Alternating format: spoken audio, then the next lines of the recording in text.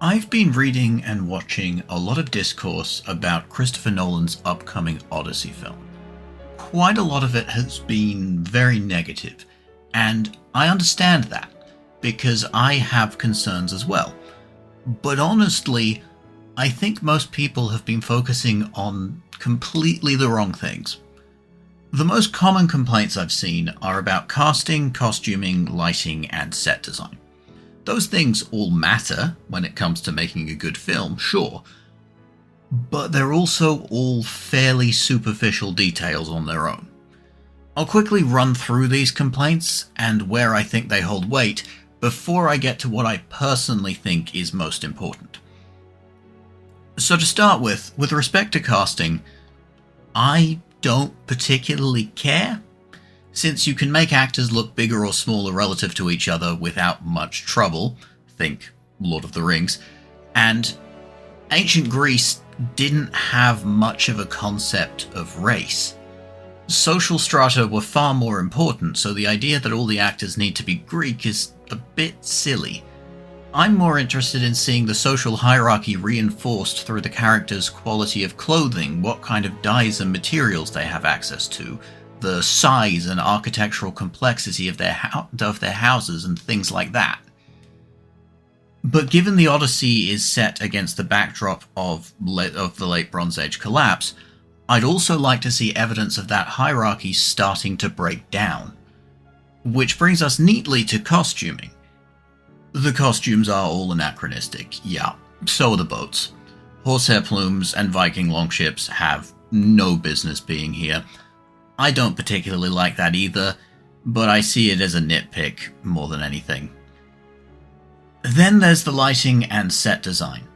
I've seen quite a few people complain about the dark skies and dreary atmosphere in a lot of the shots in the two trailers. Since the Odyssey is set in the Mediterranean, which is typically much brighter and more vibrant, it makes sense that you'd expect it to be bright and vibrant rather than dreary. Except, I've read the Odyssey, and I can pick out where almost all the shots sit within the narrative. We have Odysseus' visit to the underworld, we have Athena shrouding Ithaca in a dense mist to protect Odysseus, we have the storm Zeus sends to punish Odysseus and his crew for violating the principles of Xenia in Ismarus, and on it goes. All the darker, dingier moments are pulled straight from the epic poem, so I get the impression that these particular complaints are largely from people who haven't read the Odyssey. If the whole film is dark and desaturated though, then we have a problem, because places like the island of the Cyclopes and Ogygia are supposed to be vibrant and plentiful. There's quite a lot of time dedicated to talking about how beautiful and bountiful those lands are, which is then juxtaposed against the threats that await there. Now, let's get to the point of this video and why I'm concerned about Nolan's Odyssey. I'm concerned because Nolan doesn't seem to be treating it as a myth. All the marketing and Nolan's interview with Stephen Colbert suggest to me that he's approaching this as a swords and sandals action-adventure film. Let me explain. Myths are stories that encode the most important values and/or knowledge of a culture. In the case of the Odyssey, one of the most important values encoded is Xenia, which was a sort of code of hospitality that all guests and hosts were expected to follow in ancient Greece. Violating that code was an affront to Zeus, since he was the god of Xenia. He intervenes several times in the Odyssey when Xenia is violated, including sending a storm to punish Odysseus and his crew for their raids on Ismarus, which I already mentioned, sending Hermes to command Calypso to release Odysseus, and preventing the people of Ithaca from taking revenge after Odysseus and Telemachus kill all the suitors, since the suitors were violating Xenia for like a decade. You could actually view the whole of the Odyssey as a bunch of interconnected examples of Xenia being upheld or violated. There are good hosts and bad hosts, as well as good guests and bad guests. Nolan, in his interview with Stephen Colbert, said twice that he views the Odyssey as a story about family and homecoming. The reason I think the Odyssey is the most interesting of those takes is it's about family and it's about homecoming. It's very, very relatable.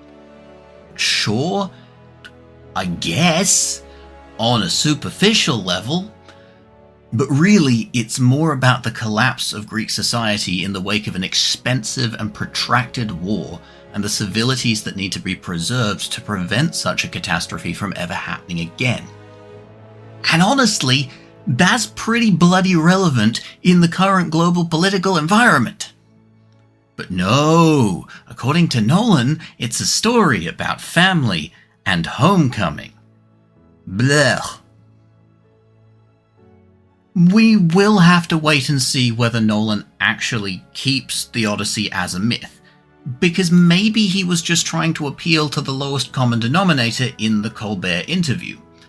Even if he removed the overarching theme of Xenia and replaced it with something he considers more relevant to his intended audience, that would actually be fine, just as long as he's encoding values or knowledge that are of particular importance to the culture he's aiming the film towards.